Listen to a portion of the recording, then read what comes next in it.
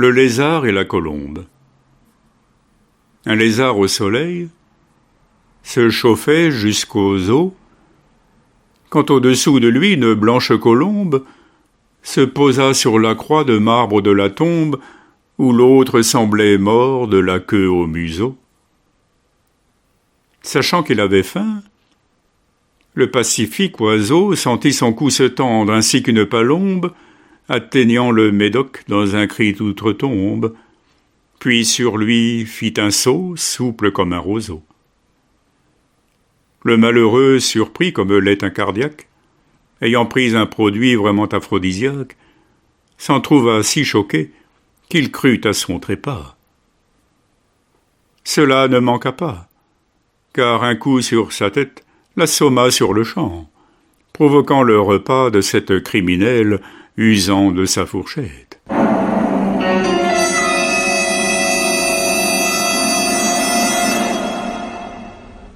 La muette carpe et le méchant brochet. Un vieux brochet, voyant sa vie en décadence, se mit à réfléchir, et soudain pria Dieu pour que le paradis s'ouvre à lui fort radieux, sans bien s'apercevoir de son outrecuidance. Une carpe, entendant cette surabondance de déni de celui qui fut toujours odieux, se sentit fort furieuse et quitta son prie-dieu pour lui verbaliser son ire par la danse. La voyant ainsi faire au-devant de son nez, l'horrible carnassier comprit qu'il n'était né alors que pour le mal et se jeta sur elle. Cette fable bouscule ainsi l'entendement pour ceux dont la bonté est assez naturelle, mais ignorant souvent que le vrai méchant ment.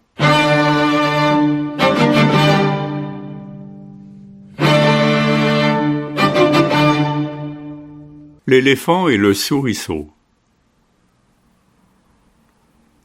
Lorsque l'on est puissant, prêt à tout écraser, l'on ignore souvent que l'on est vulnérable face aux petites gens, dont l'âme misérable commence à s'éveiller avant de tout oser.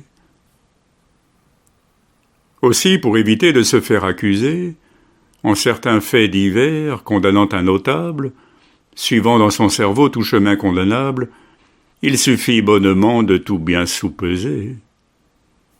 L'éléphant le sait bien pourtant ce qu'il faut faire pour ne pas succomber à la banale affaire d'un petit souriceau s'infiltrant dans son nez. Il génère une peur, faisant toujours sourire tous ceux ne sachant pas qu'il serait condamné s'il laissait le rongeur entrer dans son délire.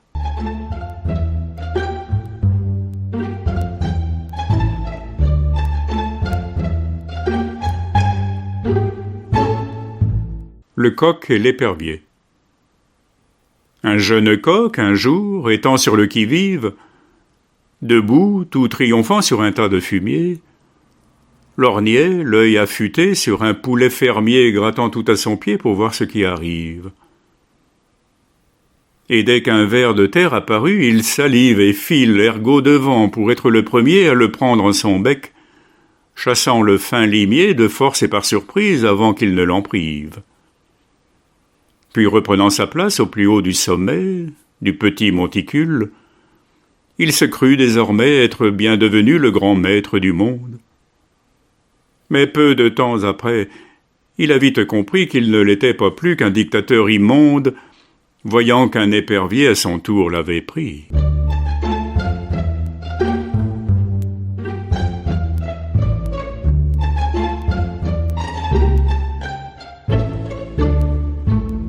Le cerf et le chevreuil. Un jour, un jeune cerf à l'esprit juvénile s'approcha d'un chevreuil à la fin du rouleau que déroule la vie au rythme du galop, tout comme un appareil en veille sur sa pile.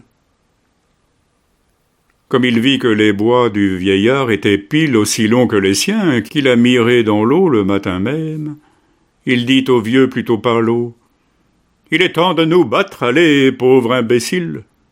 Car il n'avait trouvé que cela d'insultant pour forcer ce rival au combat dans l'instant, comme chacun l'eût fait en sa prime jeunesse. Mais comme il se trouvait qu'il était plus fringant en tant que combattant, l'autre, dans sa sagesse, choisit de relever l'erreur et non le gant.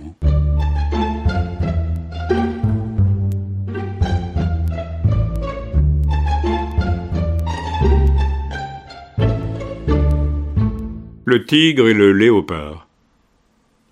Il ne faut jamais croire à la belle apparence de quelqu'un sans avoir pu croiser son regard. Pour nous le démontrer, un soir, un léopard et un tigre roublard se mirent en présence. Le plus gros, tout rayé, avait cette assurance qu'ont tous les baraqués, n'ayant aucun égard pour les faibles, n'ayant nulle arme ni rempart, quand l'autre, tacheté, préférait la prudence.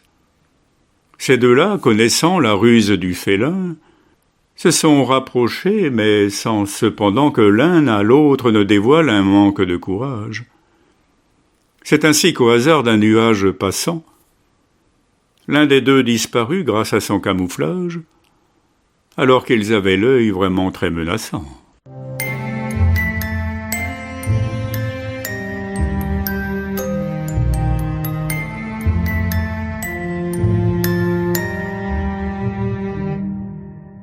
L'ours et le canard. Un grand ours, attentif au bord d'une rivière, essayait d'attraper quelques bons gros poissons, quand un petit canard, l'œil vif et polisson, s'en vint le seriner long comme une rapière. Car l'oiseau critiquait telle une lavandière sa façon de pêcher, de tout petit garçon n'ayant pas écouté sa première leçon, tout en tapotant l'eau du plat de son derrière. « Vas-tu te taire enfin ?» lui lança le pêcheur, après avoir tordu le cou du professeur, n'ayant jamais appris les lois du diplomate. Voilà ce qui arrive encore à l'enseignant qui dispense son cours tout comme un automate, redoutant qu'un parent l'agresse en s'en plaignant.